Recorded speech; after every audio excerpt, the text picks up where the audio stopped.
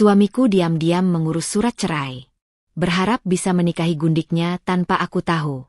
Tapi aku akan tunjukkan siapa yang sebenarnya memegang kendali. Sebelum mulai ceritanya, komen dulu kalian dari kota atau negara mana. Aku pengen tahu. Jangan lupa like, subscribe, dan aktifkan lonceng, supaya channel ini makin berkembang. Rumah itu tenang. Terlalu tenang, sampai suara jarum jam di dinding terdengar seperti ketukan yang mengingatkan bahwa waktu terus berjalan. Sementara Nesha tetap diam di tempat yang sama. Nesha berdiri di dapur, mengaduk sup yang sudah hampir dingin. Jam di ponselnya menunjukkan pukul 10 malam. Sudah lewat 3 jam dari pesan singkat Rama yang berbunyi singkat dan kaku. Pulang agak malam. Jangan tunggu. Tidak ada penjelasan. Tidak ada permintaan maaf. Kalimat itu terasa lebih seperti perintah daripada pemberitahuan. Ia menarik napas pelan, menekan dorongan untuk bertanya lebih jauh. Sudah terlalu sering ia bertanya dan berakhir dengan tatapan lelah dari Rama, seolah rasa ingin tahunya adalah beban tambahan dalam hidup pria itu. Nesha belajar pelan-pelan bahwa diam seringkali lebih aman daripada jawaban yang menyakitkan. Pernikahan mereka, di mata orang luar, tampak baik-baik saja. Rumah besar, kehidupan mapan, dan suami yang terlihat sibuk bekerja. Tapi di dalam rumah ini, Nesha mulai merasa seperti pengunjung yang berusaha tidak membuat suara.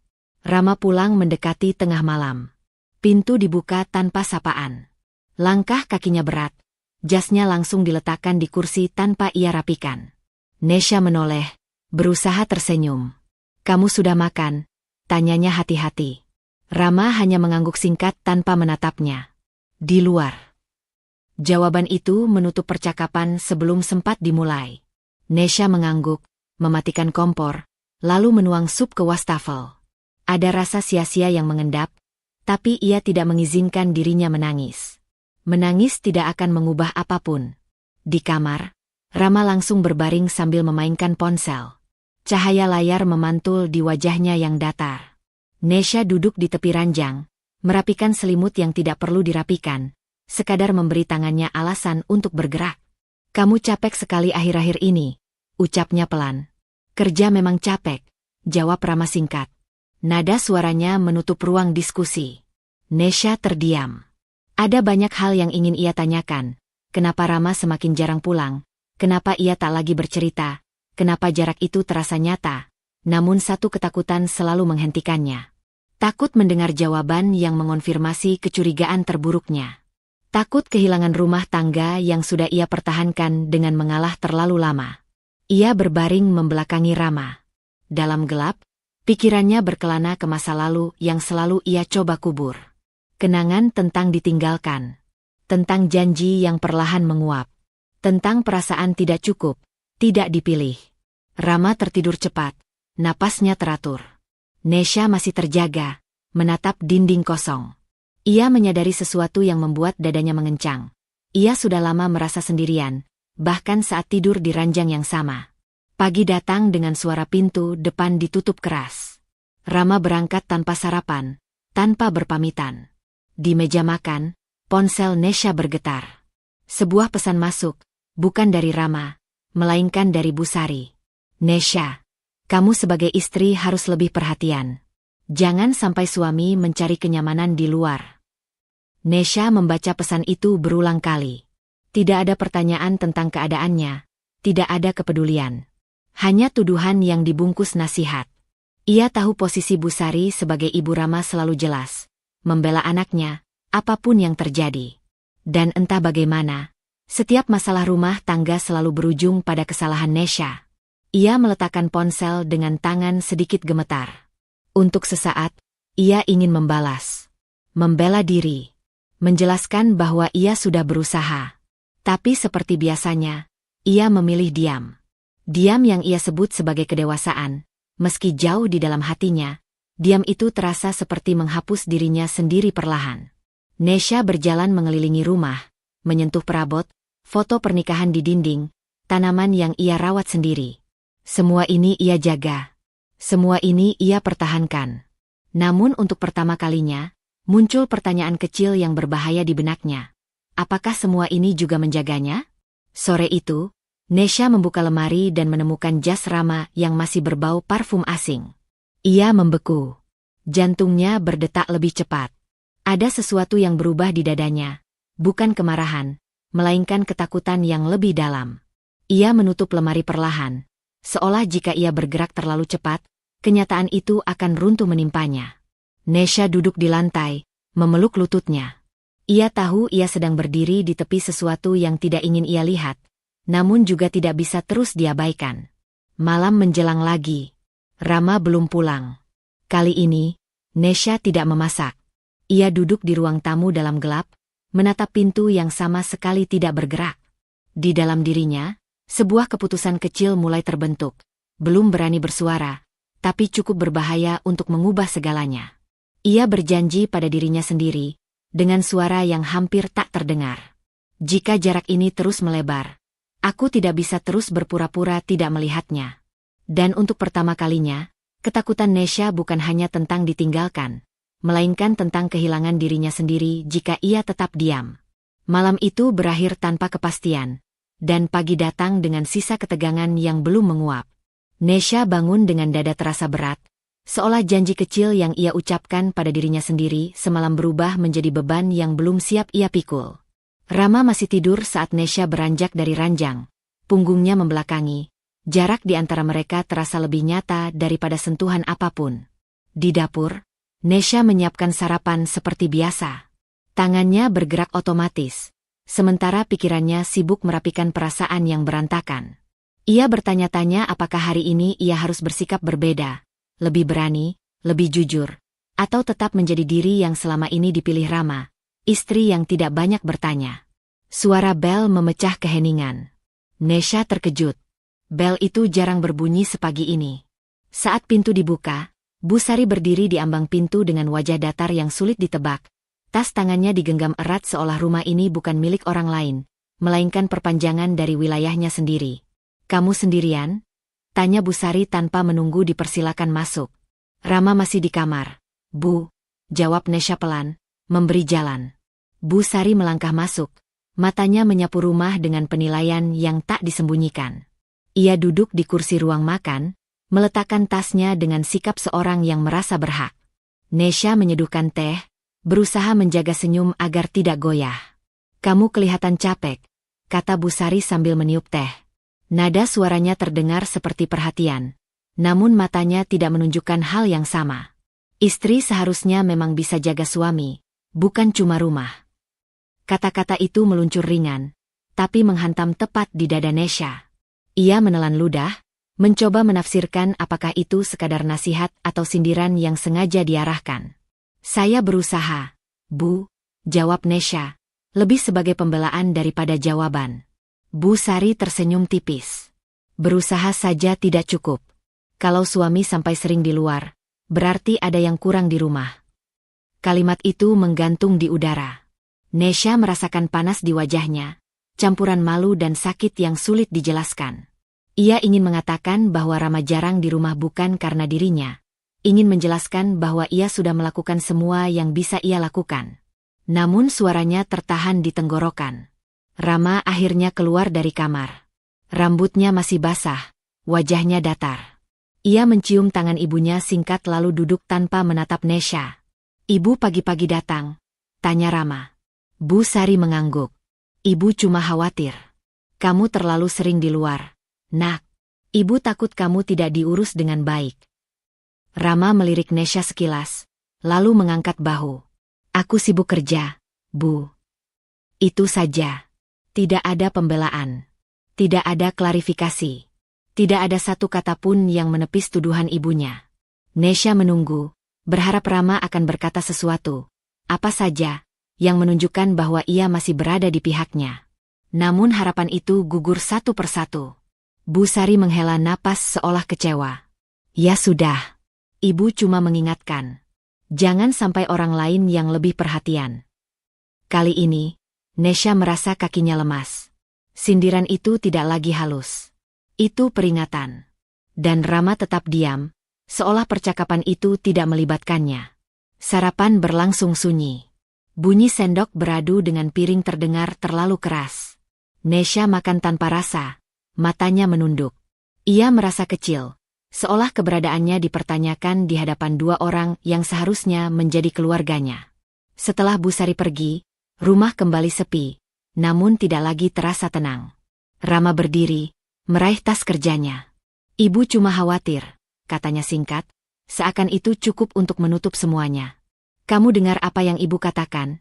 Tanya Nesha pelan, suaranya bergetar meski ia berusaha menahannya. Rama menatapnya sebentar, lalu menghela napas. Kamu terlalu sensitif. Jangan dibesar-besarkan. Kalimat itu mematahkan sesuatu di dalam diri Nesha. Ia mengangguk, bukan karena setuju, tetapi karena lelah. Rama pergi tanpa menunggu jawaban, meninggalkan pintu yang tertutup pelan namun terasa seperti benturan keras di dada Nesha. Ia berdiri lama di ruang tamu, menatap sekeliling. Rumah ini, yang semalam masih ia sebut sebagai sesuatu yang ia jaga mati-matian, kini terasa asing. Setiap sudutnya seperti menyimpan penghakiman yang tak terucap. Nesha duduk di sofa, memeluk bantal, mencoba mencari rasa aman yang dulu mudah ia temukan di rumah ini. Namun yang ia rasakan hanya kekosongan. Ia menyadari bahwa rasa takutnya kini berubah bentuk. Bukan lagi sekadar takut ditinggalkan, melainkan takut tidak pernah benar-benar diterima. Sore hari, ponselnya bergetar. Pesan dari Rama masuk singkat. Pulang malam lagi. Tidak ada penjelasan. Tidak ada tanda tanya. Nesha menatap layar itu lama. Untuk pertama kalinya, ia tidak langsung membalas. Di dadanya, tekanan baru muncul. Kesadaran bahwa diamnya selama ini bukan membuatnya aman, melainkan menghapus ruangnya sendiri. Ia meletakkan ponsel di meja, jari-jarinya gemetar. Ada keputusan kecil yang mulai tumbuh, berbahaya karena bertentangan dengan kebiasaannya. Mungkin, untuk tetap tinggal di rumah ini, ia harus berhenti merasa seperti tamu. Dan pikiran itu, meski belum berbentuk tindakan, cukup membuat malam terasa lebih panjang dari biasanya. Keheningan pagi terasa berbeda sejak hari sebelumnya. Nesha bangun dengan tubuh yang masih lelah, bukan karena kurang tidur, melainkan karena pikirannya tidak pernah benar-benar beristirahat. Kalimat Busari dan sikap diam Rama terus berputar di kepalanya, membentuk gema yang membuat rumah terasa sempit. Ia bangkit perlahan, memastikan langkahnya tidak membangunkan Rama yang masih tertidur telentang. Ponselnya tergeletak di samping bantal. Di dapur, Nesha menyiapkan kopi dengan gerakan yang lebih kaku dari biasanya. Ia menyadari ada perubahan kecil dalam dirinya. Ia tidak lagi menunggu Rama bangun untuk bertanya apapun. Bukan karena tidak ingin tahu, melainkan karena takut jawaban yang mungkin ia dengar. Rama keluar dari kamar menjelang siang. Wajahnya tampak segar, seolah malam-malam panjang di luar rumah tidak menyisakan apapun.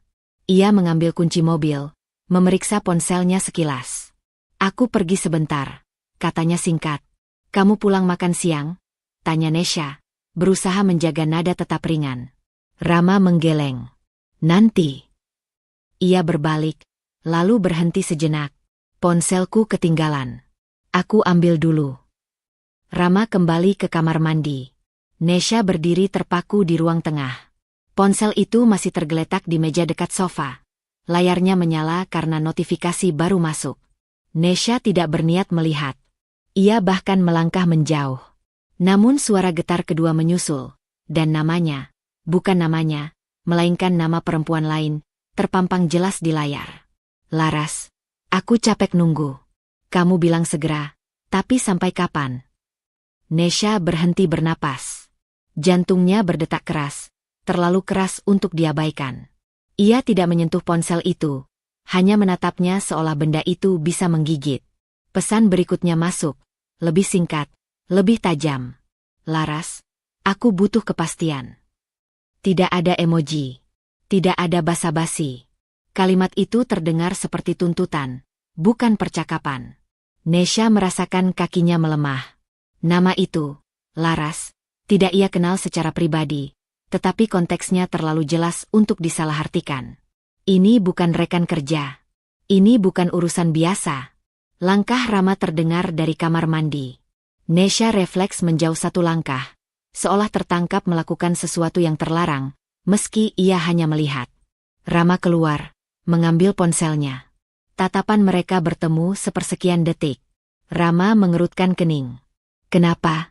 Tanyanya. Nesha menelan ludah. Tadi, ada pesan masuk. Rama melirik ponselnya, lalu tertawa pendek. Oh, itu. Oh itu. Nesha mengulang, suaranya nyaris tak terdengar. Teman lama, jawab Rama cepat. Masalah kerja. Kamu jangan kebanyakan mikir. Kata-kata itu terasa terlalu siap, terlalu lancar. Nesha mengumpulkan keberanian yang tersisa. Dia minta kepastian. Rama.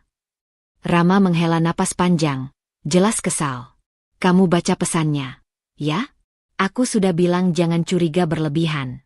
Kamu ini kenapa sih akhir-akhir ini? Nada suaranya berubah. Bukan defensif, melainkan menyerang.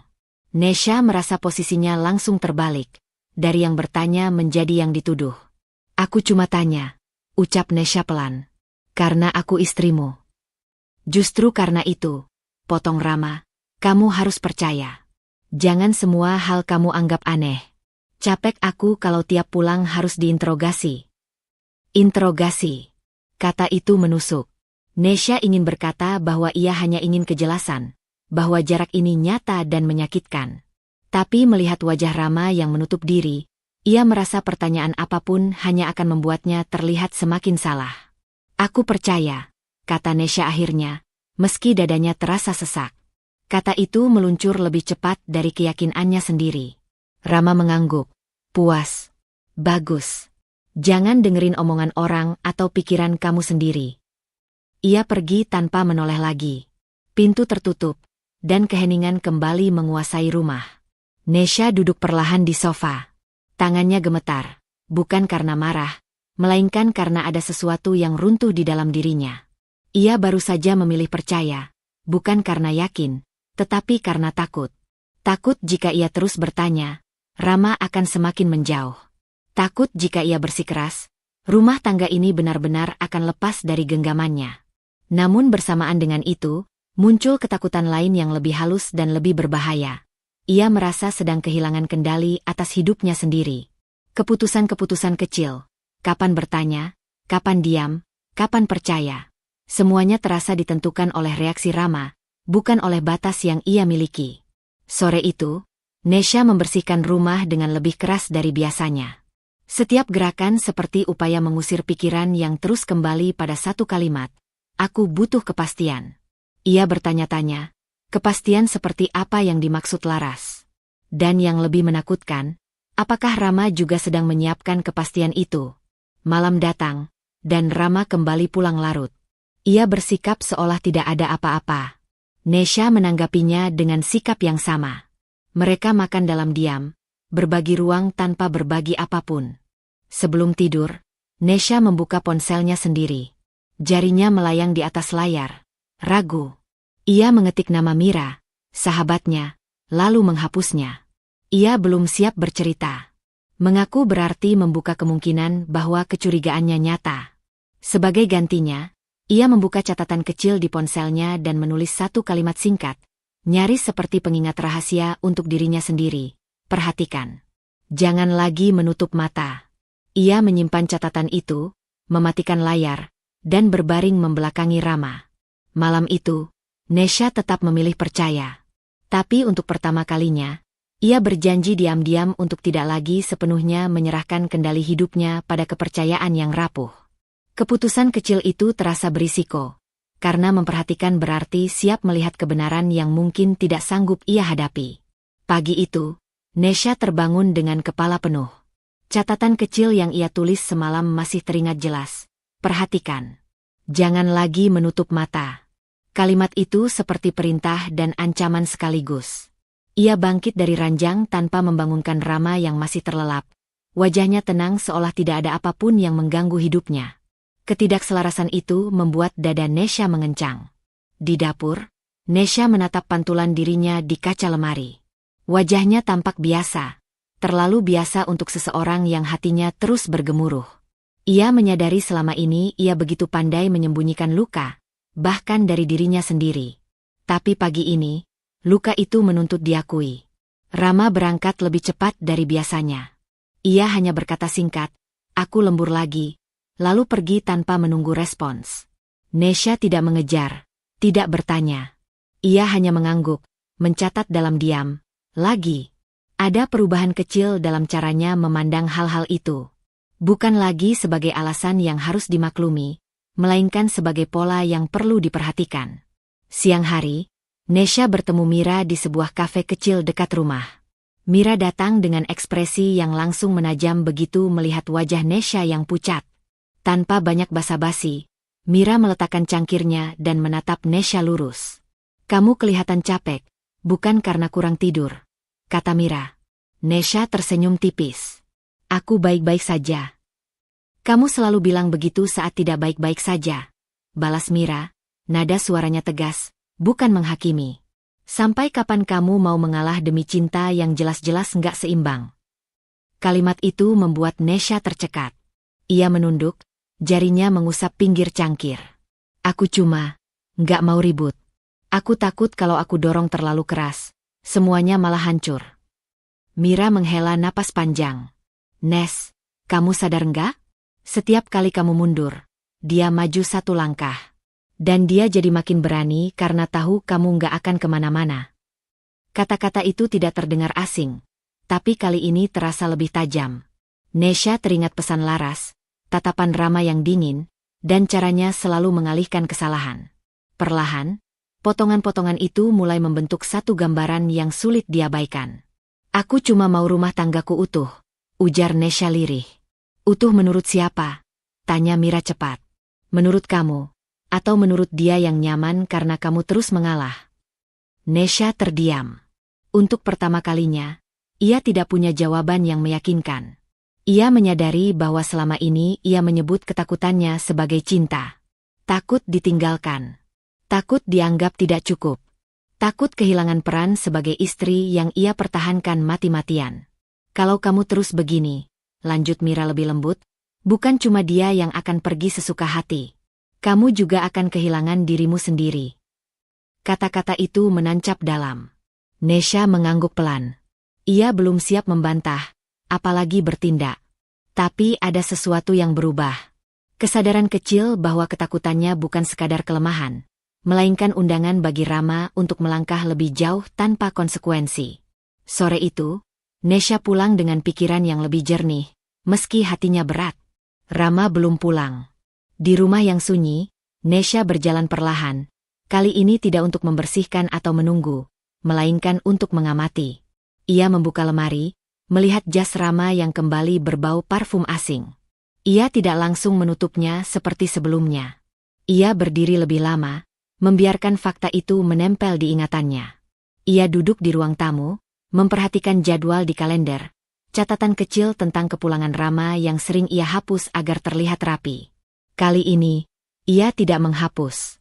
Ia menandai jam pulang Rama dengan lingkaran kecil. Bukan untuk menuduh, tetapi untuk mengingat. Malam tiba, Rama pulang dengan wajah lelah. "Aku lapar," katanya singkat. "Ada makanan di dapur," jawab Nesha. Nada suaranya datar, bukan dingin, hanya tidak lagi berusaha menyenangkan. Rama meliriknya sekilas, mungkin merasakan perubahan kecil itu. "Kamu kenapa?" "Tidak apa-apa," jawab Nesha. Kali ini, ia tidak tersenyum. Mereka makan tanpa percakapan panjang. Nesha memperhatikan caranya makan tergesa, caranya memeriksa ponsel di sela-sela suapan. Ia menahan diri untuk tidak bertanya. Bukan karena takut, melainkan karena ia ingin melihat seberapa jauh Rama merasa bebas tanpa pengawasan atau permohonan darinya. Di kamar, saat Rama tertidur lebih dulu, Nesha membuka ponselnya. Ia kembali ke catatan kecil yang ia buat. Kali ini, ia menambahkan satu baris baru. "Jangan memohon untuk dihargai." Menulis kalimat itu membuat tangannya sedikit gemetar.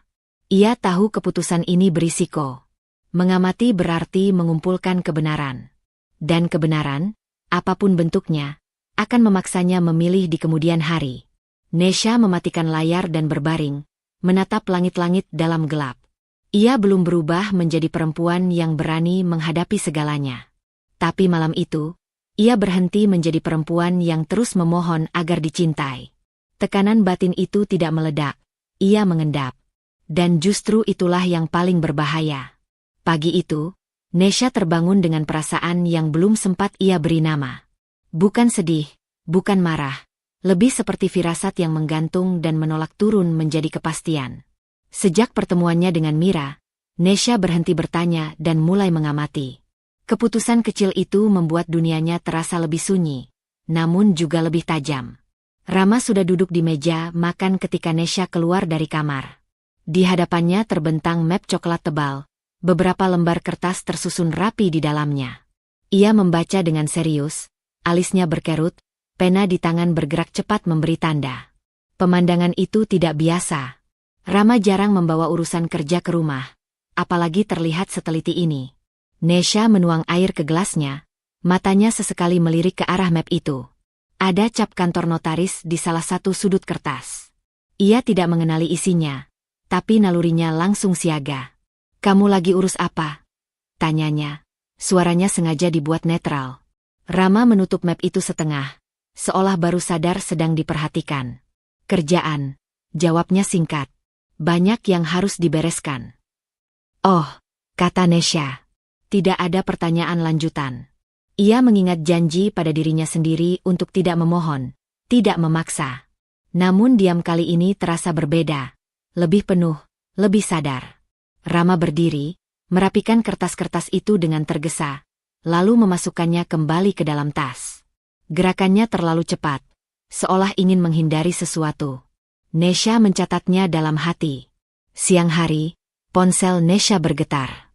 Nama Busari muncul di layar. Jantungnya langsung menegang, bukan karena kaget, melainkan karena sudah tahu tekanan seperti apa yang akan datang. "Ke rumah ibu sore ini," kata Busari tanpa basa-basi ketika Nesha menjawab. "Ada yang mau dibicarakan." Nada itu bukan undangan, melainkan perintah. Nesha sempat ragu, namun akhirnya mengiyakan. Menghindar hanya akan memperpanjang tekanan. Rumah Busari terasa lebih dingin dari biasanya. Ia duduk di ruang tamu, posturnya tegak, tatapannya tajam. Nesha duduk di seberangnya, tangan terlipat di pangkuan, berusaha tetap tenang. "Ibu dengar Rama lagi sibuk mengurus masa depannya," ujar Busari membuka percakapan. "Sebagai istri, kamu seharusnya mendukung, bukan jadi penghambat." Kata penghambat itu diucapkan dengan penekanan yang jelas. Nesha menahan napas. "Saya tidak pernah menghalangi Rama, Bu." Busari menghela napas kecil, seperti orang dewasa yang lelah menjelaskan hal sederhana. "Kadang bukan soal apa yang kamu lakukan, tapi apa yang kamu pertahankan. Kamu harus tahu diri. Jangan terlalu menuntut posisi yang akhirnya menyulitkan." Nesha menatap wajah mertuanya, mencoba membaca maksud di balik kalimat-kalimat itu. Tidak ada kata cerai. Tidak ada tuduhan terang-terangan. Namun arah pembicaraannya jelas. Ia diminta menyingkir dengan cara yang halus. "Masa depan Rama itu panjang," lanjut Busari. "Dan kamu seharusnya membantu, bukan mengikatnya dengan hal-hal yang tidak perlu." "Tidak perlu." Kata itu membuat dada Nesha mengencang. Apakah yang dimaksud Busari adalah dirinya? Pernikahan ini? Rumah yang ia jaga? "Saya istri Rama," ucap Nesha akhirnya. Suaranya tenang meski hatinya bergetar. "Wajar kalau saya ingin tahu dan dilibatkan." Busari menatapnya lama, lalu tersenyum tipis, senyum yang tidak sampai ke mata. Keinginan kadang harus disesuaikan dengan kenyataan. Percakapan itu berakhir tanpa kesimpulan jelas, namun meninggalkan beban yang lebih berat di pundak Nesha. Saat ia pulang, pikirannya dipenuhi satu perasaan yang makin menguat. Ada keputusan besar yang sedang disiapkan, dan ia sengaja tidak diajak bicara. Malamnya, Rama kembali membawa tas yang sama. Ia mengeluarkan map coklat itu lagi, kali ini di ruang kerja. Pintu tidak ditutup rapat. Nesha lewat, pura-pura mengambil air, dan melihat Rama menandatangani beberapa lembar kertas. "Kapan selesai?" tanyanya ringan. "Segera," jawab Rama tanpa menoleh. "Ini penting." "Penting untuk siapa?" Pertanyaan itu meluncur sebelum Nesha sempat menahannya. Rama berhenti menulis, menatapnya dengan sorot mata tidak sabar. "Kamu kenapa sih sekarang? Kenapa jadi ribet?" Pertanyaan itu membuat Nesha terdiam. Ia menyadari bahwa sikap mengamatinya mulai terasa sebagai ancaman bagi Rama. Ia memilih mundur satu langkah, bukan karena takut, tetapi karena ingin melihat lebih jelas. "Maaf," katanya akhirnya. "Aku cuma tanya." Rama mendengus, kembali ke kertas-kertasnya. Nesha berjalan pergi, namun perasaan tidak tenang semakin menekan. Ia masuk ke kamar, duduk di tepi ranjang, dan mencoba menyusun potongan-potongan yang ia lihat hari ini. Dokumen rahasia, tekanan Busari, sikap defensif Rama. Semuanya mengarah pada satu kemungkinan yang membuat perutnya mual. Ada rencana besar yang menyangkut hidupnya, disiapkan tanpa persetujuannya. Nesha membuka ponselnya dan kembali ke catatan kecil itu. Kali ini, ia menulis lebih panjang dari biasanya. "Jika keputusan ini diambil tanpa aku, maka aku harus bersiap menghadapi akibatnya." Menulis kalimat itu terasa seperti melangkah ke wilayah berbahaya. Namun untuk pertama kalinya, Nesha tidak menghapusnya. Ia menyimpan catatan itu, mematikan lampu, dan berbaring dalam gelap. Di luar kamar, suara kertas di balik terdengar samar. Dan di dalam dada Nesha, ketenangan palsu akhirnya runtuh, digantikan oleh keyakinan yang semakin sulit diabaikan. Sesuatu sedang diputuskan, dan ia mungkin hanya akan diberitahu setelah semuanya terlambat. Malam sebelumnya meninggalkan jejak yang tidak hilang meski pagi datang dengan cahaya terang. Nesha bangun dengan tubuh terasa ringan namun kepalanya penuh. Bukan karena kurang tidur, melainkan karena pikirannya tak berhenti menyusun kemungkinan.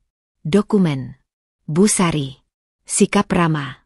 Semuanya kini berbaris rapi, seperti potongan puzzle yang menunggu satu kepingan terakhir. Ia tidak lagi berharap pada penjelasan. Yang tersisa hanya kesiapan untuk menerima apapun yang akan muncul. Hari itu, Nesha memutuskan keluar rumah lebih awal. Ia memilih duduk di sebuah kafe kecil dekat kantor lama ayahnya, tempat yang memberinya rasa aman. Ia membuka laptop, mencoba bekerja, namun fokusnya buyar. Setiap suara pintu terbuka membuat dadanya mengencang, seolah firasat sedang menuntunnya ke satu pertemuan tak terelakkan. Dan firasat itu benar. Seorang perempuan masuk dengan langkah pasti. Penampilannya rapi, sederhana tapi mahal. Rambutnya terikat rendah, wajahnya tenang, nyaris tanpa ragu. Tatapannya menyapu ruangan, lalu berhenti tepat pada Nesha. Perempuan itu mendekat. "Kamu Nesha?" tanyanya. Nesha menutup laptop perlahan. "Iya." Perempuan itu menarik kursi dan duduk tanpa diminta. "Namaku Laras." Nada suaranya datar, tidak menantang, tidak pula ramah. Seperti seseorang yang datang untuk menyampaikan informasi penting, bukan meminta izin. Nesha tidak langsung bertanya. Ia menunggu. "Aku rasa kamu sudah menebak kenapa aku ke sini," lanjut Laras. "Aku wanita yang akan dinikahi Rama." Kalimat itu jatuh begitu saja, tanpa drama, tanpa penekanan. Justru karena itulah, rasanya menghantam lebih keras. Dada Nesha berdenyut nyeri, napasnya tertahan sesaat. Namun wajahnya tetap tenang. Ia menyadari bahwa air mata adalah reaksi lama, dan ia tidak ingin kembali ke sana. "Aku tidak datang untuk merebut," kata Laras lagi, seolah membaca kebekuan di wajah Nesha. "Aku datang karena Rama bilang semuanya sudah diurus." "Diurus bagaimana?" tanya Nesha akhirnya. Suaranya terdengar asing di telinganya sendiri. Dingin, terkendali. "Jalan keluar dari pernikahan kalian," jawab Laras. "Dokumen, kesepakatan, semuanya. Tinggal waktu." Nesha menatap Laras lama. Ia mencoba menemukan kebohongan, keraguan, atau setidaknya rasa bersalah. Namun yang ia temukan hanyalah keyakinan tenang dari seseorang yang merasa posisinya aman. "Dia bilang apa lagi?" tanya Nesha. Laras menyilangkan tangannya di atas meja. "Bahwa kamu orang baik. Dan kamu akan mengerti, karena selama ini kamu selalu mengalah." Kata-kata itu menusuk lebih dalam daripada pengakuan apapun. Nesha hampir tersenyum. Ternyata citranya di mata Rama memang sesederhana itu. Perempuan yang akan selalu mengerti, bahkan ketika diinjak. "Terima kasih sudah jujur," ucap Nesha pelan. Laras tampak sedikit terkejut. "Kamu tidak marah?" Nesha menggeleng. "Aku hanya mencatat." Pertemuan itu berakhir tanpa keributan. Laras pergi dengan langkah yang sama tenangnya saat datang. Nesha tetap duduk beberapa menit setelahnya, membiarkan rasa sakit menjalar, lalu berhenti. Ada sesuatu yang berubah tepat di titik itu. Nyeri yang biasanya membuatnya gemetar kini mengeras, berubah bentuk. Menjadi kewaspadaan. Sore hari, Rama pulang lebih cepat. Ia tampak lelah, namun ada kegelisahan yang tidak biasa di wajahnya. Nesha menyambutnya seperti biasa. Tidak hangat, tidak dingin. Netral. Kamu kemana hari ini? Tanya Rama sambil meletakkan tas. Keluar sebentar. Jawab Nesha. Rama mengangguk, lalu ragu sejenak sebelum berkata, ada hal penting yang perlu kita bicarakan. Nesha menatapnya. Jantungnya berdetak stabil. Tentang apa? Rama menarik napas. Namun sebelum sempat bicara, ponselnya bergetar. Ia melirik layar. Wajahnya berubah. Tanpa sadar, ia menjauh sedikit. Angkat saja, kata Nesha tenang. Aku tidak keberatan. Rama terdiam, lalu mematikan ponsel itu. Nanti saja. Nesha mengangguk. Ia tidak memaksa. Dalam hatinya, satu keputusan kecil mulai terbentuk. Keputusan yang berisiko, karena akan mengubah cara ia bertahan selama ini. Malam itu, setelah Rama tertidur, Nesha membuka laci lemari yang jarang ia sentuh. Ia mengeluarkan map lama berisi salinan dokumen pribadi yang dulu ia anggap tidak penting untuk dipegang sendiri. Perlahan, ia menyusunnya kembali, memeriksa satu persatu. Untuk pertama kalinya, Nesha tidak merasa sebagai korban yang menunggu dijelaskan. Ia merasa seperti pengamat yang sedang mempersiapkan langkah. Di dalam gelap kamar, ia berbisik pada dirinya sendiri, hampir tanpa suara. Jika mereka sudah menyiapkan jalan keluarku, maka aku harus tahu dari mana pintu itu dibuka. Dan keputusan kecil itu, untuk mulai memeriksa, bukan menunggu, menjadi awal dari tekanan batin baru yang tidak bisa lagi ia hindari. Keputusan kecil yang Nesha buat semalam tidak memberinya tidur nyenyak. Ia terbangun sebelum subuh, dengan perasaan seperti sedang berdiri di tepi sesuatu yang besar dan tak terlihat. Bukan ketakutan yang melumpuhkan, melainkan dorongan sunyi yang menuntut kepastian. Ia tidak lagi ingin menduga. Pagi itu, Nesha berpakaian rapi tanpa bertanya kemana Rama akan pergi. Mereka sarapan dalam diam. Rama sempat meliriknya beberapa kali, seolah mencari tanda, air mata, kemarahan, atau kepasrahan lama. Tidak ada yang ia temukan. Nesha hanya tersenyum tipis, lalu pamit keluar rumah lebih dulu. Tujuannya jelas. Kantor Dika berada di lantai 3 sebuah gedung tua yang tenang. Tidak mencolok, tidak mewah, tapi terawat. Dika adalah rekan lama almarhum ayah Nesha, sekaligus konsultan hukum keluarga yang sejak awal pernikahan lebih sering berurusan dengan Rama daripada dengannya. Selama ini, Nesha sengaja menjauh. Ia merasa tidak pantas ikut campur urusan teknis. Kini, ia menyesali sikap itu. Dika terkejut melihat Nesha datang sendiri. Nesha. Ia berdiri dari kursinya. Ada apa? Kamu jarang sekali ke sini. Aku ingin tahu sesuatu, jawab Nesha tanpa basa-basi. Dan aku ingin mendengarnya langsung. Nada suaranya membuat Dika mengangguk pelan. Ia mempersilakan Nesha duduk, lalu menutup pintu ruangannya. Ada perubahan sikap, lebih serius, lebih waspada. Katakan, ucap Dika. Nesha menarik napas. Semua aset keluarga, rumah, rekening, properti. Secara hukum, atas nama siapa? Dika tidak langsung menjawab. Ia membuka laci, mengeluarkan map tebal berlabel nama keluarga Nesha. Tangannya bergerak terlatih, namun matanya sesekali menatap wajah Nesha, seperti memastikan ia siap mendengar. Secara hukum, kata Dika akhirnya, semuanya atas namamu. Nesha mengerjap. Sekali. 2 kali. Maaf? Suaranya terdengar pelan. Dika mendorong beberapa lembar dokumen ke arahnya. Sejak awal. Bahkan sebelum kamu menikah. Ayahmu memastikan seluruh aset utama dicatat atas namamu sebagai ahli waris tunggal. Setelah menikah pun, tidak ada perjanjian perubahan kepemilikan.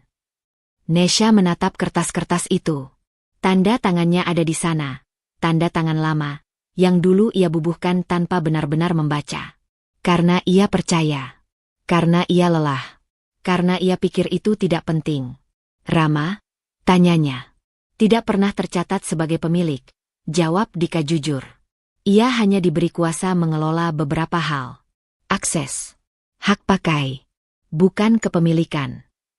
Kalimat itu seperti gema panjang di kepalanya. Selama ini, Rama hanya menikmati. Dadanya terasa sesak. Namun bukan karena kehilangan. Justru sebaliknya. Ada rasa aneh yang naik perlahan. Campuran syok, malu, dan kesadaran pahit. Betapa kecilnya ia menempatkan dirinya sendiri. Betapa mudahnya ia menyerahkan kendali, hanya demi menjaga pernikahan tetap utuh. Jadi semua yang dia gunakan. Nesha terdiam. Secara hukum, bisa kamu tarik kapan saja, lanjut Dika. Rumah yang kalian tinggali, kendaraan, bahkan beberapa investasi. Semua tercatat sah atas namamu. Nesha menutup mata sesaat.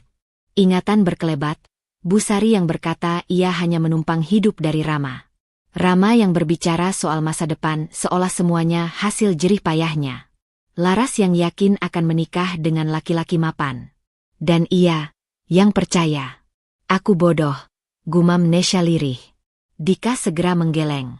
Tidak, kamu hanya terlalu percaya. Kalimat itu menenangkan, sekaligus menyakitkan. Nesha membuka mata, menatap Dika dengan sorot berbeda dari sebelumnya. Lebih tajam, lebih hadir. Kalau aku bercerai, tanyanya pelan, apa yang bisa dia ambil? Secara hukum. Dika berhenti sejenak. Hampir tidak ada. Kecuali yang kamu izinkan. Keheningan menggantung di ruangan itu. Untuk pertama kalinya sejak Laras muncul, Nesha merasa tanah di bawah kakinya kembali padat. Bukan karena Rama masih miliknya, melainkan karena hidupnya ternyata tidak pernah benar-benar lepas dari genggamannya sendiri. Ia berdiri, mengumpulkan dokumen dengan tangan yang kini stabil. Aku perlu salinan lengkap, katanya. Dan aku ingin tahu setiap detail kuasa yang pernah aku berikan. Dika menatapnya beberapa detik, lalu tersenyum tipis. Baik, kita mulai hari ini. Saat keluar dari gedung itu, matahari siang terasa lebih terang. Nesha berhenti sejenak di trotoar, menatap jalanan yang ramai. Dunia tidak berubah. Namun posisinya di dalam dunia itu, ya, itu berubah. Ia mengeluarkan ponsel, membuka pesan dari Rama yang masuk 1 jam lalu. Kita perlu bicara serius malam ini. Nesha menatap layar itu lama, lalu mengunci ponselnya tanpa membalas. Di dalam dirinya, sebuah tekanan baru muncul, bukan lagi rasa takut ditinggalkan, melainkan pertanyaan berbahaya. Jika semua ini milikku, sampai kapan aku akan berpura-pura tidak tahu? Dan dengan pertanyaan itu, Nesha melangkah pulang, membawa kesadaran yang tidak mungkin lagi ia kubur. Kesadaran yang Nesha bawa pulang dari kantor, Dika tidak langsung menjelma menjadi keberanian lantang. Ia masih berjalan pelan, masih menyusun napas agar tidak tergelincir kembali ke kebiasaan lama, mengalah lebih dulu. Namun ada sesuatu yang berubah dalam caranya memandang rumah itu. Dinding-dindingnya terasa berbeda. Bukan lagi tempat ia menumpang perasaan orang lain, melainkan ruang yang, setidaknya secara hukum, berdiri atas namanya. Malam itu, Rama sudah menunggu di ruang makan.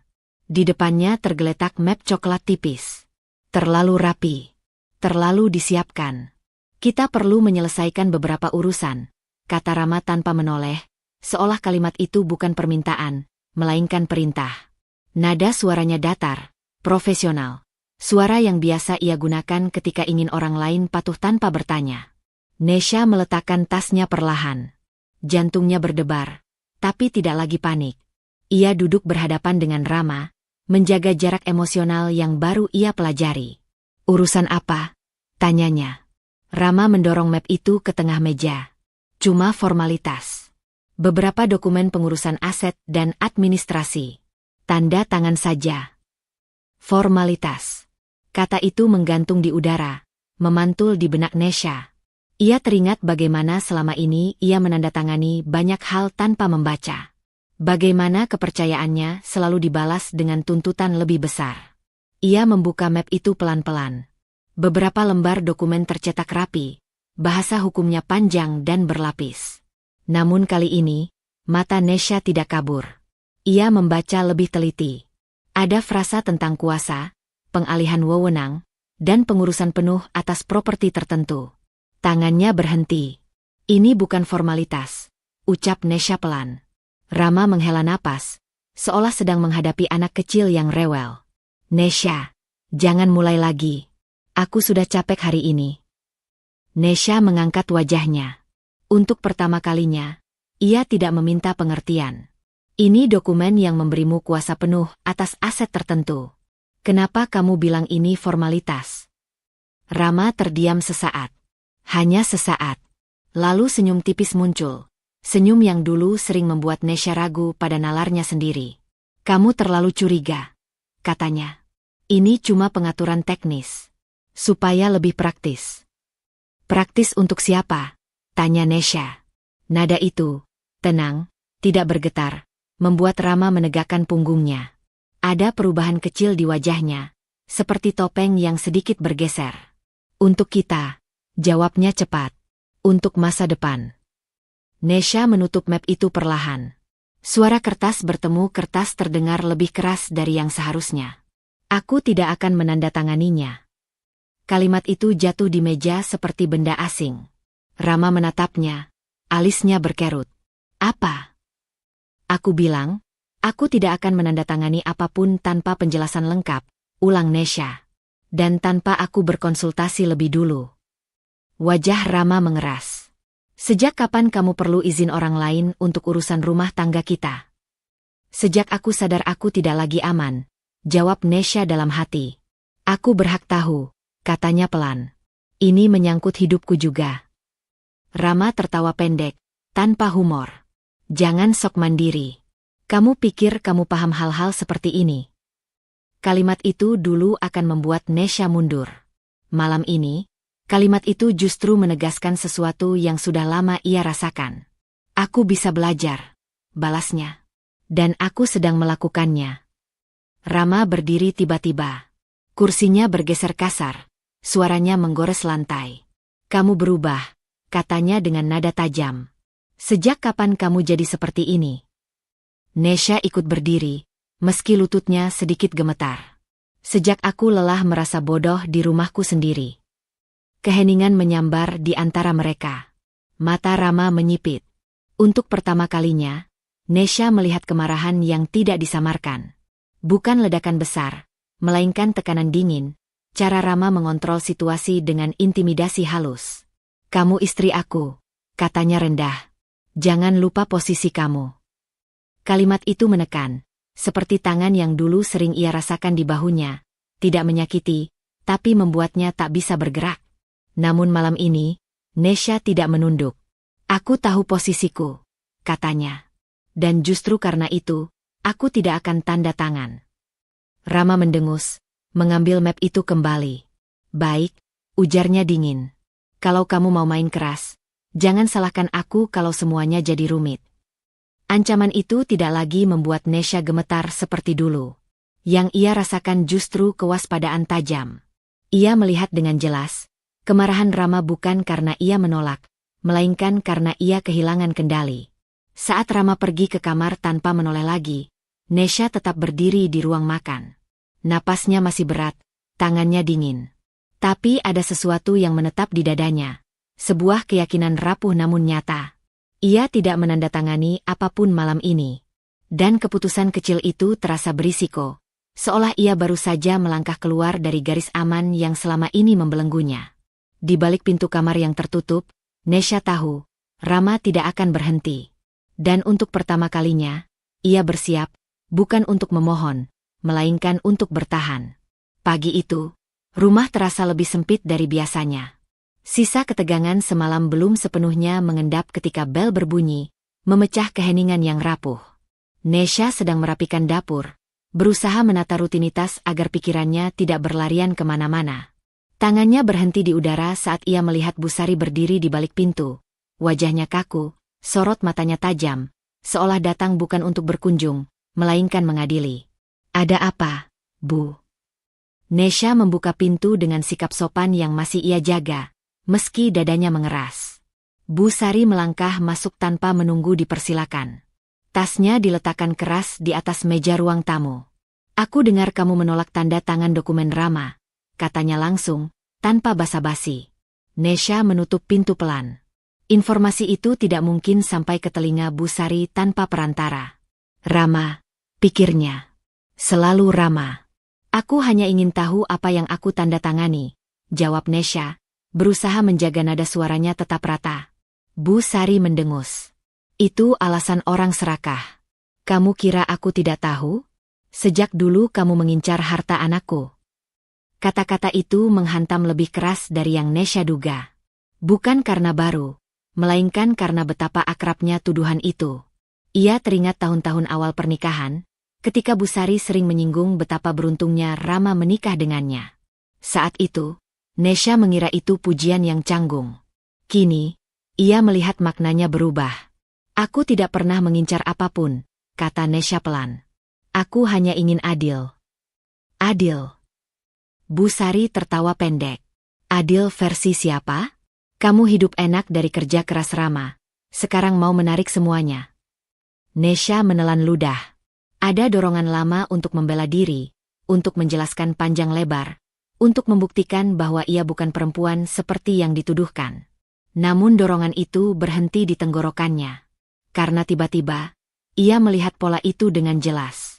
Bu Sari selalu datang membawa tuduhan. Rama selalu diam atau membiarkan. Lalu Nesha yang meminta maaf, atas hal-hal yang bahkan tidak ia pahami sepenuhnya. Lingkaran itu berulang, rapi, dan melelahkan. Apa Rama bilang begitu? Tanya Nesha akhirnya. Bu Sari terdiam sejenak. Hanya sejenak. Yang jelas, kamu membuat hidupnya rumit, katanya cepat. Anak saya butuh dukungan, bukan perlawanan. Dukungan.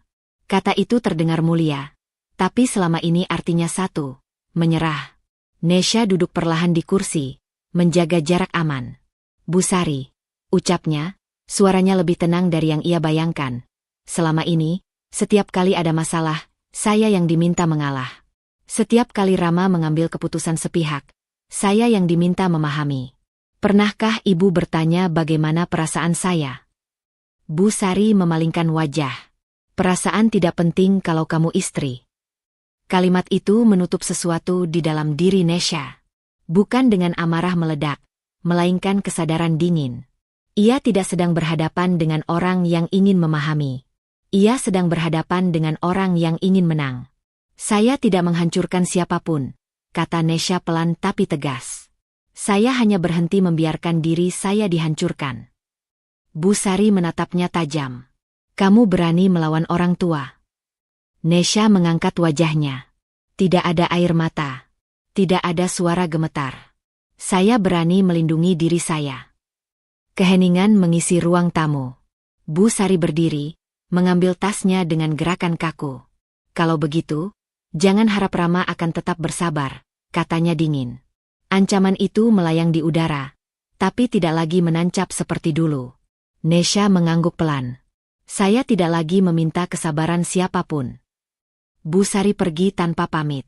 Pintu tertutup dengan suara yang terdengar lebih keras dari biasanya. Nesha berdiri sendiri di ruang tamu. Napasnya teratur meski dadanya terasa penuh. Ia tidak merasa menang. Ia juga tidak merasa lega sepenuhnya. Namun ada sesuatu yang bergeser. Sebuah garis yang selama ini kabur, kini tampak jelas. Ia melihat kembali potongan-potongan masa lalu. Sindiran, tekanan halus, rasa bersalah yang ditanamkan perlahan. Semua itu bukan kebetulan. Itu pola. Dan pola hanya bisa berlanjut jika ia terus berperan sama. Nesha berjalan ke kamar, membuka laci tempat ia menyimpan dokumen salinan dari Dika. Tangannya sempat bergetar, tapi ia tidak menutupnya kembali. Ia menatap kertas-kertas itu, bukan sebagai senjata, melainkan sebagai pengingat. Ia tidak lagi sendirian dalam ketidaktahuan. Ponselnya bergetar. Pesan dari Rama masuk. Ibu cuma khawatir. Jangan dibesar-besarkan. Nesha menatap layar itu lama. Dulu, pesan seperti itu akan membuatnya merasa bersalah. Kali ini, ia hanya merasa jelas. Ia mengetik balasan singkat, lalu berhenti. Jarinya melayang beberapa detik sebelum akhirnya menghapus semuanya. Ia mengunci ponsel, meletakkannya terbalik di meja. Untuk pertama kalinya, Nesha memilih diam, bukan karena takut, melainkan karena ia tidak lagi ingin menjelaskan dirinya kepada orang yang tidak berniat mendengar. Keputusan kecil itu terasa berbahaya. Namun di balik rasa cemas yang masih ada, Nesha tahu satu hal dengan pasti. Ia berhenti menjadi pihak yang terus mengalah. Dan langkah itu, sekecil apapun, akan mengubah segalanya. Keputusan untuk berhenti mengalah tidak langsung membuat hidup Nesha lebih tenang. Justru sebaliknya, ada kekosongan baru yang menyisakan gema pertanyaan tanpa jawaban. Ia menjalani hari-hari berikutnya dengan kewaspadaan yang tenang, seolah menunggu sesuatu yang pasti datang, meski ia belum tahu dari arah mana. Panggilan dari Dika datang pada sore hari, saat matahari mulai condong dan bayangan rumah memanjang ke halaman. "Nesha, kamu bisa datang ke kantor." Suara Dika terdengar lebih berat dari biasanya. "Ada hal penting yang harus kamu tahu." Nada itu membuat dada Nesha mengencang. Ia tidak bertanya apa-apa. Ia hanya mengangguk, meski tahu Dika tidak bisa melihatnya. Di perjalanan, pikirannya melayang ke potongan-potongan kejadian yang selama ini terasa terpisah. Map coklat. Sikap Rama yang tergesa. Bu Sari yang tiba-tiba datang dengan tuduhan. Semua itu seperti potongan puzzle yang mulai saling mendekat. Di kantor, Dika tidak mempersilakan Nesha duduk terlalu lama sebelum membuka pembicaraan. Wajahnya serius, tangannya memegang map yang lebih tebal dari sebelumnya. "Aku harus jujur," katanya. "Dan ini mungkin akan menyakitkan." Nesha menarik napas dalam-dalam. "Katakan saja." Dika membuka map itu dan menggeser satu berkas ke arahnya. "Rama sudah mengajukan permohonan cerai." Kalimat itu meluncur datar, tapi dampaknya seperti jatuh dari ketinggian. Ruangan terasa mengecil. Nesha menatap kertas itu tanpa benar-benar melihat isinya. "Kapan?" tanyanya pelan. "Beberapa waktu lalu," jawab Dika. "Tanpa persetujuan atau tanda tanganmu." "Ia mengurusnya sendiri." "Tanpa sepengetahuanmu." Frasa itu berputar di kepala Nesha, menghantam satu-satunya hal yang masih ia pegang, kepercayaan bahwa, setidaknya, Rama akan jujur soal langkah besar seperti ini. Tangannya bergetar saat ia menyentuh ujung dokumen itu. Bukan karena ia tidak siap bercerai, melainkan karena cara itu dipilih, diam-diam, seolah ia bukan bagian dari hidup yang hendak diakhiri. "Dia bilang ini formalitas," gumam Nesha, lebih kepada dirinya sendiri. Dika mengangguk pelan. "Itu menjelaskan banyak hal." Nesha tertawa kecil, suara yang terdengar asing di telinganya sendiri. "Aku terus berpikir kalau aku hanya terlalu sensitif." "Tidak," kata Dika tegas. "Kamu tidak salah membaca situasi." Kalimat itu seharusnya menguatkan. Namun yang Nesha rasakan justru perih yang merambat pelan. Ia teringat semua malam ia menunggu Rama pulang. Semua usaha memperbaiki hal-hal yang ternyata sudah ia lepaskan tanpa sepengetahuannya. "Secara hukum," lanjut Dika hati-hati, "pengajuan ini masih bisa kamu tanggapi. Kamu punya hak penuh untuk menentukan langkah selanjutnya." Nesha mengangguk, meski pikirannya terasa kosong. Ada bagian dalam dirinya yang ingin runtuh, menangis, memaki, bertanya kenapa semua ini harus terjadi. Namun bagian itu ditahan oleh sesuatu yang baru tumbuh sejak ia berhenti mengalah. Ia menutup map itu perlahan. "Jadi ini rencananya," ucapnya. Bukan dengan amarah, melainkan kejelasan pahit. Dika menatapnya, menunggu. "Apapun yang ia pikirkan," lanjut Nesha, "aku tidak akan lagi dibiarkan di luar hidupku sendiri." Itu bukan pernyataan balas dendam. Itu garis batas. Dalam perjalanan pulang, Nesha membiarkan air mata jatuh. Ia menangis di dalam mobil, di lampu merah yang terlalu lama berubah. Tangis itu tidak meledak. Ia mengalir diam-diam, membawa serta sisa harapan yang selama ini ia rawat sendirian. Pengkhianatan itu nyata. Rama tidak hanya pergi secara emosional. Ia sudah menyiapkan jalan keluar tanpa memberinya pilihan. Namun ketika tangis itu mereda, ada keheningan yang berbeda. Tidak hampa, tidak rapuh. Lebih seperti ruang kosong yang siap diisi ulang. Di rumah, Rama belum pulang. Nesha berdiri di ruang tamu, menatap foto pernikahan mereka di dinding. Ia tidak menurunkannya. Belum. Ia masuk ke kamar, membuka laptop, dan menyusun folder baru. Ia menamai folder itu sederhana. Dokumen pribadi. Keputusan kecil, tapi berisiko. Ia mulai memindahkan salinan-salinan penting, menyusunnya dengan rapi. Setiap klik terasa seperti langkah maju yang tidak bisa ditarik kembali. Saat ponselnya bergetar, Nesha melihat nama Rama muncul. Ia tidak mengangkatnya. Untuk pertama kalinya, ia membiarkan panggilan itu berlalu, bukan karena ia tidak peduli, melainkan karena ia memilih berdiri tegak di tengah pengkhianatan, alih-alih runtuh di bawahnya.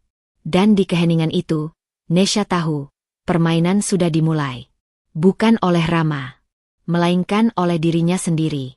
Keheningan pagi menyambut Nesha dengan cara yang berbeda. Tidak lagi menekan, melainkan menuntut. Setelah malam penuh susunan dokumen dan pikiran yang berlapis, tubuhnya terasa lelah, namun kepalanya justru jernih. Ia tahu satu hal, ia tidak bisa melangkah sendiri tanpa pemahaman yang utuh. Pertemuan dengan Pak Hadi dijadwalkan siang hari di kantor hukum yang lebih besar dan formal dibanding tempat Dika. Ruangannya luas, tertata rapi, dengan aroma kertas dan kayu tua. Pak Hadi adalah pengacara senior yang selama ini menjadi rujukan keluarga Nesha. Orang yang jarang terlibat langsung kecuali urusan sudah menyentuh inti. Ia menatap Nesha dengan sorot tenang namun tajam. "Kamu datang bukan untuk curhat," katanya membuka pembicaraan. "Kamu datang untuk memastikan posisi." Nesha mengangguk. "Saya ingin tahu seberapa kuat posisi saya sebenarnya." Pak Hadi membuka berkas, menelusuri halaman demi halaman dengan gerakan lambat. Cara bicaranya tidak berlebihan, tidak menghibur. Justru itulah yang membuat kata-katanya menancap. "Secara hukum," ucapnya akhirnya, "posisimu sangat kuat. Aset utama tercatat atas namamu. Tidak ada perjanjian pranikah yang merugikanmu. Dan pengajuan cerai sepihak dari pihak suami tidak mengubah hak kepemilikan." Kalimat itu tidak membuat Nesha tersenyum. Ia hanya menunduk, meresapi maknanya. "Selama ini," lanjut Pak Hadi, "kamu memberi terlalu banyak kuasa tanpa pengawasan. Bukan karena kamu bodoh, melainkan karena kamu percaya." Kejujuran itu membuat dada Nesha terasa sesak. Ia teringat semua keputusan yang ia serahkan begitu saja. Semua momen ketika ia memilih diam agar suasana tetap utuh. "Apa yang seharusnya saya lakukan?" tanya Nesha. Suaranya pelan namun mantap. Pak Hadi menatapnya lebih lama. "Pertama, berhenti bereaksi. Mulailah mengatur. Setiap langkahmu harus terukur, bukan emosional." Ia menjelaskan satu persatu, tentang hak tanggapan terhadap gugatan cerai, tentang pembatasan akses, tentang pentingnya dokumentasi. Tidak ada istilah yang disederhanakan secara berlebihan. Pak Hadi memperlakukannya sebagai pihak yang mampu mengambil keputusan, bukan korban yang harus ditenangkan. Dan disitulah sesuatu bergeser di dalam diri Nesha. Ia menyadari bahwa selama ini, bukan Rama yang sepenuhnya mengendalikan hidupnya. Ia sendiri yang menyerahkan kendali itu, sedikit demi sedikit, dengan alasan cinta dan ketakutan. "Apa saya terlambat?" tanyanya, nyaris berbisik. "Tidak," jawab Pak Hadi tegas. "Kamu baru mulai." Kalimat itu tinggal di kepala Nesha lebih lama dari yang lain. Dalam perjalanan pulang, Nesha tidak lagi membiarkan pikirannya mengembara liar. Ia mulai menyusun langkah-langkah kecil, bukan sebagai serangan, melainkan pengamanan. Ia memikirkan akses rekening, batas ruang pribadi, dan jarak emosional yang perlu ia jaga. Sore itu, ia membereskan kamar kerjanya. Ia memindahkan beberapa barang pribadi ke tempat yang lebih aman. Setiap tindakan terasa simbolis, seolah ia sedang mengambil kembali bagian-bagian dirinya yang tercecer. Ketika Rama pulang malam itu, Nesha menyapanya dengan sikap netral. Tidak dingin, tidak hangat. Rama tampak terkejut, bukan oleh kata-kata, melainkan oleh ketenangan yang tidak bisa ia baca. "Kita perlu bicara," kata Rama. "Kita akan bicara," jawab Nesha. "Tapi tidak malam ini." Nada itu bukan penolakan, melainkan penetapan waktu. Dan Rama merasakannya. Ia membuka mulut, lalu menutupnya kembali. Nesha masuk ke kamar tanpa menunggu reaksi. Ia mengunci pintu, sesuatu yang jarang ia lakukan sebelumnya. Jantungnya berdegup kencang, namun pikirannya tetap jernih. Ia duduk di tepi ranjang, membuka catatan kecil yang ia buat sejak pertemuan dengan Pak Hadi. Di halaman terakhir, ia menulis satu kalimat. Aku berhenti menyerahkan hidupku pada orang lain. Keputusan itu tidak menggelegar. Tidak ada kemenangan. Hanya kesadaran tenang bahwa setiap langkah berikutnya harus ia ambil sendiri. Dengan risiko, dengan konsekuensi. Dan untuk pertama kalinya, Nesha siap membayar harga dari kendali yang ia ambil kembali. Ketegangan di rumah itu berubah bentuk. Bukan lagi pertengkaran atau sindiran tajam, melainkan sesuatu yang lebih menusuk, pengabaian yang disengaja. Setelah Nesha menetapkan batas dan berhenti bereaksi, Rama justru terlihat semakin ringan. Seolah ia menafsirkan diam itu sebagai tanda menyerah. Nesha melihat perubahan itu dengan mata yang lebih jernih. Pagi-pagi sekali, Rama sudah berpakaian rapi, memeriksa ponselnya sambil tersenyum tipis. Senyum yang tidak pernah Nesha terima lagi. Ia tidak menyembunyikannya, bahkan tidak berusaha. Aku akan pulang agak malam, kata Rama sambil meraih kunci mobil. Ada urusan penting. Nada suaranya terdengar puas, nyaris sombong. Seperti orang yang merasa semua sudah berada di jalur yang ia rancang. Nesha hanya mengangguk. Tidak bertanya. Tidak mengingatkan. Sikap itu tampak biasa, tapi di dalam dirinya, ada perhitungan dingin yang terus berjalan. Ia tahu, setiap kepercayaan palsu yang Rama pegang justru memberinya ruang. Siang hari, Nesha berada di rumah ketika ponsel Rama yang tertinggal di meja bergetar. Layar menyala, menampilkan nama yang kini tidak asing, Laras. Nesha tidak menyentuh ponsel itu. Ia tidak perlu. Suara Laras terdengar jelas dari speaker yang tak sengaja aktif ketika panggilan masuk. Jadi kita benar-benar bisa mulai rencana itu bulan depan. Suara Laras terdengar ringan, tanpa beban. Rama menjawab dari ujung lain, suaranya santai. Tenang saja. Semua sudah aku urus. Tinggal tunggu waktu. Kalimat itu menembus udara ruang tamu, membelah keheningan yang Nesha bangun dengan susah payah. Tangannya mengepal, namun wajahnya tetap tenang. Inilah yang selama ini ia tunggu, bukan pengakuan penuh emosi, melainkan kecerobohan. Kamu yakin dia tidak akan ribet? Tanya Laras lagi. Rama tertawa kecil. Dia terlalu lembut. Tidak akan melawan. Nesha memejamkan mata sejenak. Bukan karena sakit, melainkan untuk memastikan ia tidak bereaksi. Kata-kata itu pahit, tapi juga memperjelas satu hal. Rama benar-benar mengira ia sudah menang. Sore hari, Rama pulang lebih awal dari biasanya. Ia tidak lagi berusaha menjaga jarak atau berpura-pura sibuk. Ia duduk di ruang tamu sambil menelepon Laras, tanpa menutup pintu kamar atau mengecilkan suara. Kita bisa pindah ke rumah yang lebih besar nanti, katanya, seolah Nesha tidak ada. Yang sekarang ini, nanti kita atur. Nesha mendengar setiap kata dari dapur. Setiap kalimat terasa seperti uji ketahanan. Namun ia tidak keluar. Ia tidak mengingatkan bahwa rumah itu berdiri atas namanya. Ia membiarkan Rama berbicara, mencatat di dalam hati apa yang kelak akan menjadi bukti. Ia memilih diam, bukan sebagai korban, melainkan sebagai pengamat. Malam itu, Bu Sari menelepon Rama dengan suara keras yang bisa terdengar sampai ke ruang tengah. Kamu pastikan semuanya aman, kan? Jangan sampai dia bikin masalah. Rama menjawab yakin. Tenang saja, Bu. Aku pegang kendali. Kata itu, kendali, membuat Nesha tersenyum tipis untuk pertama kalinya. Senyum yang tidak terlihat oleh siapapun. Saat Rama menutup telepon, ia menoleh ke arah Nesha. Aku mungkin akan sering keluar beberapa waktu ke depan. Kamu tidak keberatan, kan? Nada suaranya bukan meminta izin, melainkan menguji sejauh mana ia bisa melangkah. Nesha mengangkat wajahnya. Lakukan saja yang menurutmu perlu. Jawaban itu membuat Rama semakin percaya diri. Ia tidak melihat ketenangan itu sebagai strategi. Ia melihatnya sebagai kelemahan lama yang kembali.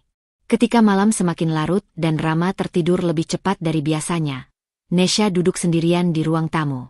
Ia membuka catatan kecilnya, menambahkan satu baris baru. Biarkan dia merasa menang. Aku butuh dia lengah. Keputusan itu terasa berbahaya. Membiarkan lawan merasa unggul berarti menahan diri dari kebenaran yang bisa menghentikan semuanya lebih cepat. Namun Nesha tahu, waktu kini berpihak padanya. Selama ia tidak tergelincir oleh emosi. Ia mematikan lampu, meninggalkan rumah dalam gelap yang tenang. Di balik kesunyian itu, rencana mulai mengerucut. Dan Rama, dengan segala arogansinya, tidak menyadari bahwa kemenangan yang ia rasakan hanyalah jeda sebelum jatuh. Rama datang dengan langkah mantap, setelan jasnya rapi, bahunya tegak seperti orang yang yakin arah hidupnya sudah di tangan. Pagi itu, ia bahkan sempat tersenyum kecil di depan kaca mobil. Senyum orang yang percaya bahwa ia akan keluar dari ruangan ini sebagai pemenang. Baginya, ini hanya formalitas terakhir. Nesha berjalan di belakangnya, tenang, wajahnya datar. Tidak ada air mata. Tidak ada ketegangan yang bisa dibaca dengan mudah. Sikap itu justru membuat Rama semakin percaya diri. Dalam benaknya, diam Nesha adalah tanda menyerah. Perempuan yang akhirnya lelah melawan arus. Ruang pertemuan itu sunyi dan dingin. Dika sudah duduk di sisi kanan meja, berkas tersusun rapi di depannya. Pak Hadi duduk di seberang, punggungnya lurus, sorot matanya tajam namun terkendali. Kehadiran dua pria itu seharusnya membuat Rama waspada. Namun egonya terlalu penuh untuk memberi ruang pada kecurigaan. Kita bisa mulai? Tanya Rama santai sambil duduk. Pak Hadi mengangguk. Tentu. Rama menyilangkan kaki, melirik Nesha sekilas. Saya harap prosesnya tidak berlarut. Semua sudah jelas. Nada suaranya mengandung kepastian sepihak. Ia berbicara seolah keputusan sudah final, seolah ruang ini hanya tempat mengesahkan rencananya. Dika membuka satu map, lalu menatap Rama tanpa senyum. Sebelum membahas teknis perceraian, ada hal mendasar yang perlu diluruskan. Rama mengangkat alis. Silakan. Pak Hadi mengambil alih, suaranya datar namun tegas. Kami perlu memastikan pemahaman Anda terkait kepemilikan aset. Rama terkekeh kecil. Itu tidak perlu dibahas panjang. Semua aset yang saya kelola selama ini. Bukan milik Anda, potong Pak Hadi tanpa meninggikan suara. Kalimat itu jatuh begitu saja. Tidak dramatis. Tidak keras. Namun efeknya terasa seperti hentakan mendadak. Rama berhenti tersenyum. Apa maksud Anda? Dika mendorong satu berkas ke tengah meja. Seluruh aset utama, rumah, kendaraan, investasi, secara hukum tercatat atas nama Nesha. Rama menatap berkas itu, lalu tertawa singkat. Itu mustahil. Pak Hadi membuka halaman demi halaman, menunjuk satu persatu dengan gerakan terukur. Ini sertifikat. Ini akta. Ini rekening. Tidak ada satupun yang mencantumkan nama Anda sebagai pemilik. Wajah Rama berubah perlahan. Senyum yang tersisa mengeras, lalu menghilang. Ia meraih dokumen itu, membacanya cepat, lalu semakin lambat. Napasnya terdengar lebih berat. Ini hanya administratif, katanya, suaranya mulai kehilangan kepastian. Saya suaminya. Status pernikahan tidak otomatis memberi kepemilikan, jawab Pak Hadi tenang. Apalagi tanpa perjanjian tertulis. Rama menoleh ke Nesha. Untuk pertama kalinya sejak masuk ruangan itu, ia benar-benar menatap istrinya. Nesha membalas tatapan itu tanpa kebencian, tanpa kemenangan. Hanya diam yang utuh. Kamu tahu? Tanya Rama, suaranya turun. Nesha mengangguk pelan. Sekarang, ya. Kata sekarang terdengar sederhana, namun cukup untuk meruntuhkan asumsi lama Rama, bahwa Nesha selalu tertinggal, selalu tidak tahu apa-apa. Jadi selama ini, Rama terdiam. Kalimatnya tidak selesai. Tangannya yang memegang berkas bergetar tipis. Dika menambahkan dengan nada profesional, selama ini Anda hanya menikmati akses, bukan kepemilikan. Kata menikmati terasa seperti tamparan. Rama bersandar ke kursinya, dadanya naik turun. Ia mencoba tertawa lagi, tapi suara itu patah di tengah. Ini lelucon, katanya, lebih kepada dirinya sendiri. Kalian sedang mencoba menakut-nakuti saya. Tidak ada yang menjawab. keheningan justru menjadi jawaban paling kejam. Rama menatap sekeliling, mencari celah, argumen, kemarahan, atau setidaknya reaksi emosional dari Nesha yang bisa ia gunakan untuk membalik keadaan. Tidak ada. Untuk pertama kalinya, ia menyadari, ia datang tanpa kendali apapun. Ego yang selama ini menjadi sandarannya runtuh pelan-pelan. Bukan dengan ledakan, melainkan dengan kesadaran pahit bahwa semua rencana yang ia susun berdiri di atas asumsi keliru. Kalau begitu, katanya akhirnya, suaranya serak, apa yang sebenarnya kalian inginkan? Pak Hadi menutup map. Hari ini, kami hanya meluruskan fakta. Nesha menatap Rama. Di dalam dadanya, ada gemetar yang ia kendalikan dengan susah payah. Ini bukan kepuasan. Ini kejelasan. Dan kejelasan itu berat. Ia tahu, setelah ego runtuh, akan ada reaksi. Amarah, penyangkalan, atau serangan balik. Namun hari ini belum berakhir. Rama menunduk, kedua tangannya mengepal. Ia belum meledak. Belum berbicara. Tapi aura di sekitarnya berubah, seperti sesuatu yang pecah di dalam, menunggu cara untuk keluar. Nesha menarik napas perlahan. Ia tidak mengambil alih apapun hari ini. Belum. Ia hanya membiarkan kebenaran berdiri di tengah ruangan, tanpa penyangga. Dan saat mereka meninggalkan ruang pertemuan itu, Nesha tahu satu hal pasti. Rama baru saja kehilangan pijakan. Dan apapun reaksinya nanti, akan menentukan langkah paling berisiko yang harus ia ambil berikutnya. Langkah Rama terasa berat sejak meninggalkan ruang pertemuan itu. Dunia yang tadi ia masuki dengan keyakinan kini seperti lantai licin tanpa pegangan. Setiap suara, setiap tatapan, terasa mengancam. Ia tidak lagi berbicara di mobil. Rahangnya mengeras, matanya kosong, seperti seseorang yang sedang berusaha menyusun ulang kenyataan yang baru saja runtuh. Nesha duduk di sampingnya, menatap keluar jendela. Di balik ketenangannya, ada denyut cemas yang tidak mau reda. Ia tahu momen ini akan datang, namun tidak pernah ada latihan yang cukup untuk menghadapi saat ketika keputusan berubah menjadi tindakan nyata. Sesampainya di rumah, Rama langsung turun lebih dulu. Ia membuka pintu dengan kasar, seolah rumah itu masih sepenuhnya miliknya. Nesha mengikuti dari belakang, langkahnya pelan tapi mantap. Aroma rumah, yang selama ini ia rawat dalam diam, menyambutnya dengan rasa asing.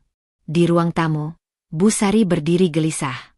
Ibu Rama itu menatap wajah anaknya yang kusut, lalu beralih ke Nesha dengan mata penuh tanya.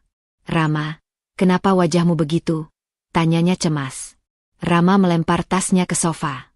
Tanya dia, katanya tajam. Dia yang sudah menyiapkan semuanya dari awal. Apa maksudmu, Rama? Suara Bu Sari bergetar. Rama berbalik, emosinya akhirnya meluap. Dia pemilik semua harta ini, Bu.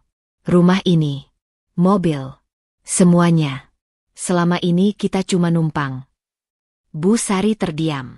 Tubuhnya sedikit limbung, tangannya meraih sandaran kursi. Nesha, itu tidak benar, kan? Nesha menarik napas panjang. Inilah titik tanpa jalan kembali.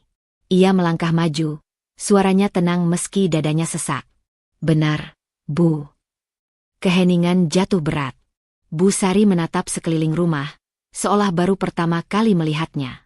Jadi, selama ini, saya tidak pernah berniat mengusir ibu, potong Nesha cepat. Tapi sekarang, prosesnya sudah berbeda. Rama tertawa pahit. Lihat, akhirnya kamu menunjukkan wajah aslimu. Nesha menoleh. Aku tidak menunjukkan wajah apapun, Rama. Aku hanya berhenti bersembunyi.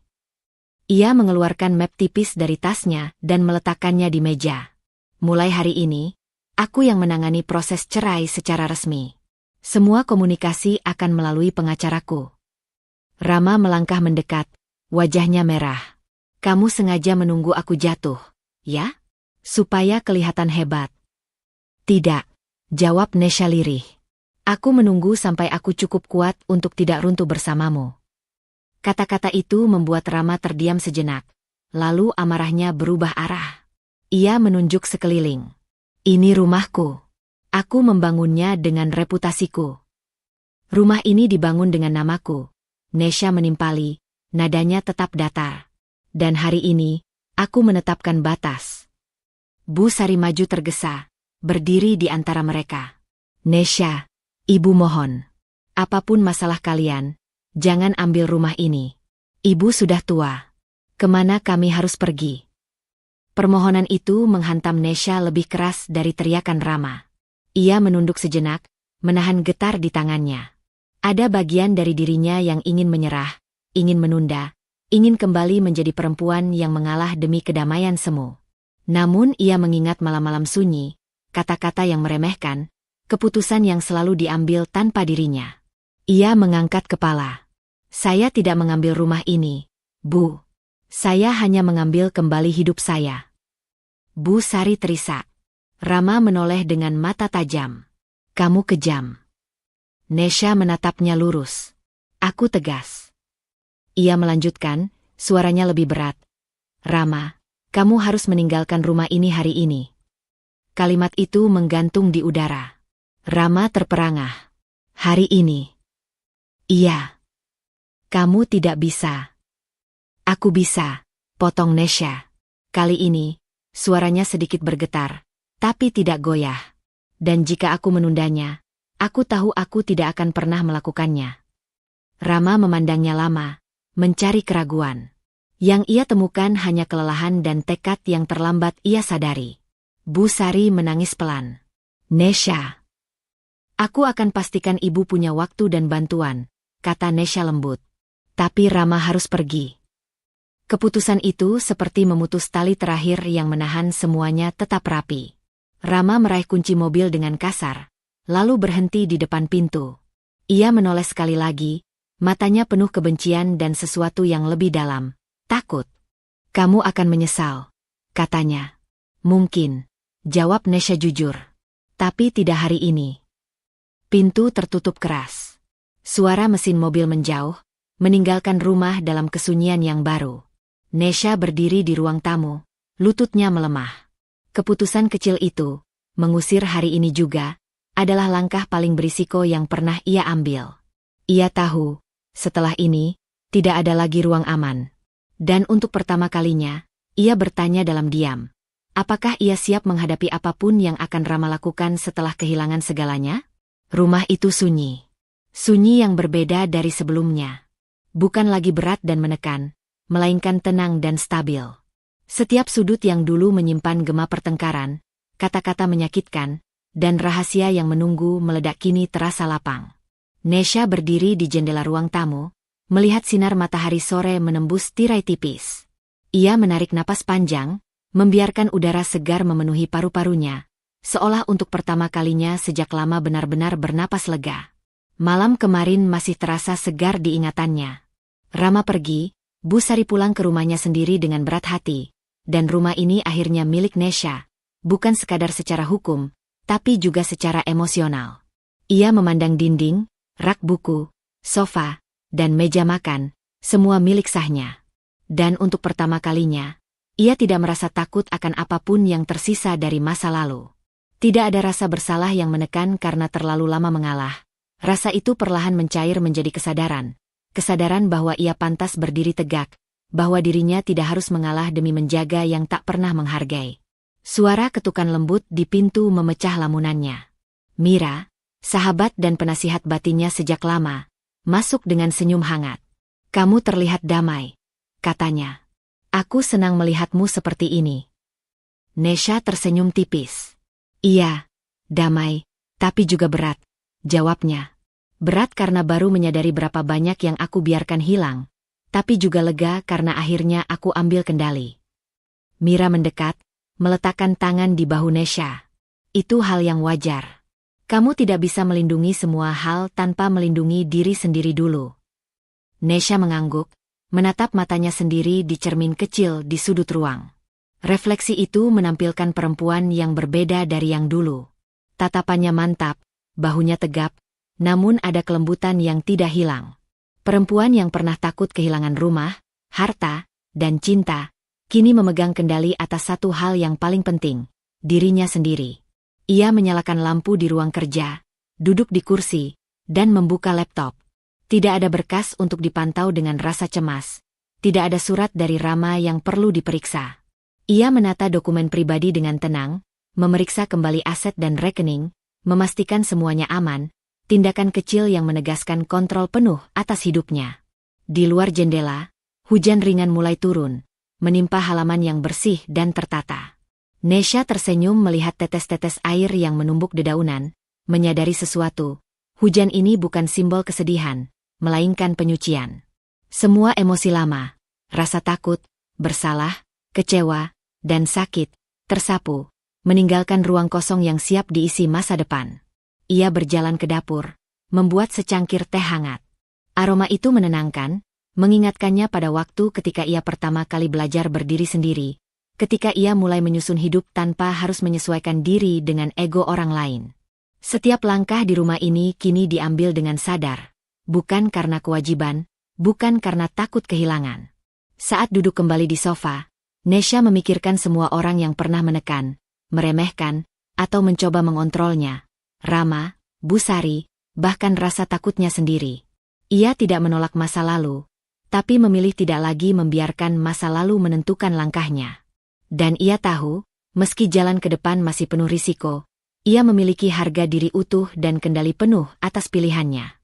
Ponselnya bergetar, pesan dari Dika, menanyakan kabar terakhir dan mengingatkan rapat kecil terkait beberapa aset yang akan diperbarui. Nesha tersenyum, membalas singkat. Semua aman. Kata itu lebih dari sekadar kabar.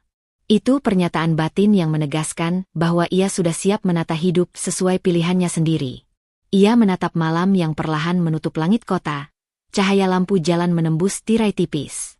Dalam kesunyian yang kini aman, ia tahu satu hal pasti, tidak ada lagi ketakutan yang menekan, tidak ada rasa bersalah karena terlalu lama mengalah. Hanya ada keberanian, kejelasan, dan ruang untuk langkah-langkah baru. Dengan perlahan, Nesha berdiri, menatap pintu depan. Ia membuka sedikit, menghirup udara malam yang sejuk. Masa depan menunggu di luar sana, tanpa bayang-bayang masa lalu, tanpa tuntutan orang lain, hanya dirinya, penuh kendali dan harga diri. Di sudut hati, ada satu keputusan kecil namun berisiko, membiarkan setiap langkah berikutnya benar-benar miliknya, tanpa menoleh lagi ke belakang. Ia tersenyum, menutup pintu, dan berjalan menuju malam itu. Untuk pertama kalinya, benar-benar bebas. Hidup terkadang menuntut kita untuk berhenti mengalah demi orang lain, dan mulai mengambil kendali atas diri sendiri.